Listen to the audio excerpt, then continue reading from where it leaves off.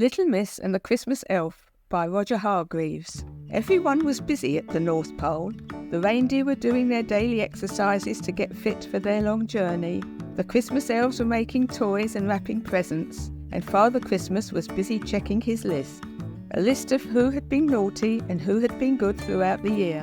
A list of who was going to receive a Christmas present and who was not. And to make sure he didn't forget, Father Christmas wrote everything down in a book. A very big book. Father Christmas is a very generous, kind and jolly person, and because of this he is very forgiving. You have to be very, very, very naughty to get a red cross beside your name in his big book. How naughty do you have to be? Well, you have to be so naughty that in fact there is only one name in the whole of Father Christmas's enormous book with the red cross beside it. And can you guess that name? It was Little Miss Naughty, of course. The scale of Little Miss Naughty's naughtiness was such that Father Christmas could hardly believe it. Could anyone possibly be that naughty? So he decided to send one of his elves to double check. And what that elf saw was one long catalogue of naughtiness from Boxing Day all through the year to Christmas Eve. And as the elf discovered, the closer it got to Christmas, the more naughty Little Miss Naughty got. She stole all the tinsel in town.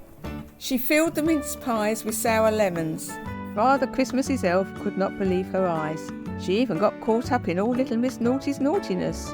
And the result of all this naughtiness was no Christmas present for Little Miss Naughty, ever. Not once had Father Christmas visited her house. However, Little Miss Naughty had a plan to change this.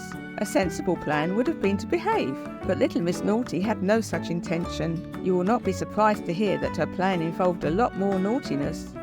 Just before Christmas, she flew to the North Pole, and her elf followed. A very worried elf. What was Little Miss Naughty going to do? The first thing she did when she arrived was to sabotage Father Christmas's sleigh. Poor Father Christmas. But this was not part of Little Miss Naughty's plan. She just could not help herself. Then she jumbled up all the presents. This was also not part of her plan. Luckily, the elves managed to fix Father Christmas's sleigh and unjumble all the presents in time for Christmas Eve.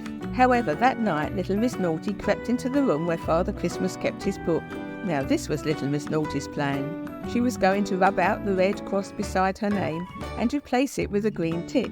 She chuckled to herself as she heaved open the cover of the enormous book. It would be so easy. But it wasn't, for it was a very, very big book, and it was a very long list of names.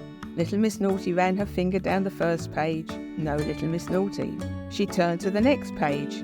Still no Little Miss Naughty. She turned page after page after page. On and on she read. It dawned on Little Miss Naughty that this was going to take a very long time. A remarkably long time. And a thought occurred to Little Miss Naughty's elf as she watched Little Miss Naughty turning the pages. She told Father Christmas, and he realised that she might be right. So they left Little Miss Naughty to her search. It did take a very long time, longer than Little Miss Naughty could ever have imagined. It took a whole year. A whole year of turning pages, a whole year of reading names, until finally on Christmas Eve she found her name. At last, she cried. At last indeed, said Father Christmas, who reached over and put a green tick beside her name. You've done it, cried Little Miss Naughty's elf. A whole year of not being naughty, which was what she and Father Christmas had hoped for all along. And so that year Little Miss Naughty received her very first Christmas present, but very probably her last.